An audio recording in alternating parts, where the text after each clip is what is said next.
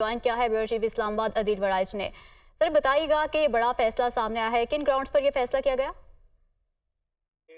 बड़ी clean chit है, ये बहुत बड़ी डेवलपमेंट है।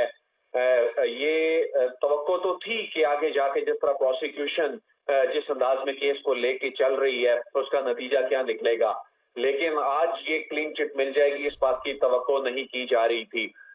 ये केस अगरचे 3 रेफरेंसेस बने थे पनामा केस के नतीजे में, एक फ्लैगशिप रेफरेंस बना था, एक एवनफील्ड रेफरेंस बना था और एक अल अजीजिया रेफरेंस बना था, जिसमें 2 में सजाएं जबकि 1 में उस वक्त बरियत हुई थी। लेकिन इन तीनों में से सबसे इम्पोर्टेंट जो सबसे अहम तरीन जो रेफरेंस वो इसलिए एवनफील्ड अपार्टमेंट है क्योंकि 90 की दहाई लेकर अब तक ये जो 30 बरसों में इस पे बहुत ज्यादा बात हुई। जो शरीफ खानदान पर जो मुबैना तौर पे करप्शन के इल्जामात लगते रहे, तो उसमें सिर्फ जो सबसे ज्यादा बात होती थी वो एवनफील्ड अपार्टमेंट्स के हवाले से होती थी। तो एवनफील्ड अपार्टमेंट केस में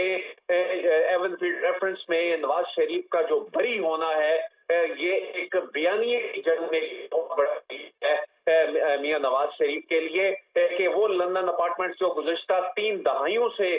सुनते आ रहे थे कि इस हवाले से मुख्तलिफ फोरम्स पे बात होती रही और ये मामला भी वहीं से शुरू हुआ जब ये पनामा केस आया। लंदन फ्लैट्स का जो मामला है उससे ही सारा मामला इनिशिएट हुआ और उसके बाद फिर इसने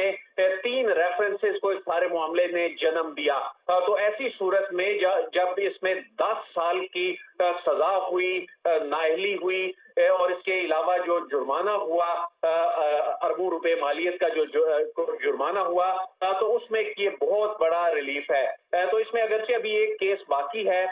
अजीजिया रेफरेंस से मुतालिक जो फैसला होना है वो अभी बाकी है, लेकिन एवनफील्ड रेफरेंस में जिसमें इनकी जो सजा मुअत्तल हो चुकी थी, लेकिन उसके बाद ये रिवाइव इसलिए हुई कि ये बैरून मुल्क चले गए और उसके बाद फिर वापस आके सरेंडर किया और उसके बाद आज मियां नवाज शरीफ इस केस में बरी हुए। आज जब इस केस की समाअत चल रही थी तो उसमें बेनामी दार, क्योंकि इसमें इल्जाम इन पे क्या है कि ये जो अपार्टमेंट्स हैं वो इनके मलकियत कागजों में तो नहीं है, लेकिन ये इनकी औलाद के नाम है और ये बेनामी दार असल में ये है क्योंकि उस वक्त पब्लिक ऑफिस होल्डर ये थे। तो जो एसेट बियॉन्ड मींस के हवाले से जो शिके हैं उनका भी इतलाक इन पे किया गया, लेकिन जो अमजद परवेज एडवोकेट हैं उनकी जानिब से कहा गया कि नैब ऑर्डिनेंस में बेनामीदार की तारीफ की गई है। तो जस्टिस मियां गुल हसन औरंगजेब ने कहा कि मेरे ख्याल में सजा मुअत्तली भी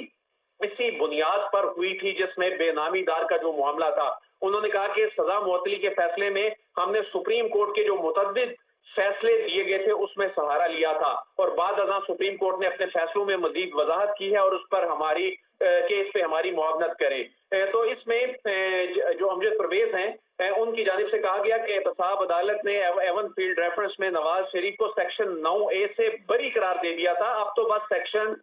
9A5 बचा है जो आमदन से जायद असासों से मुतल्लिक है, लेकिन जाहिर करदा जो आमदन है उसके साथ ये बताना था कि असासे बनाते वक्त उसकी कीमत क्या थी और इसके साथ नैब ने इसमें एक कंपैरिजन पेश करना था और उसके बाद ये बात सामने आनी थी कि असासों की मालियत आमदन से ज्यादा है या नहीं। तो बुनियादी तौर पे जो आपका सवाल भी था कि किस बुनियाद पर ये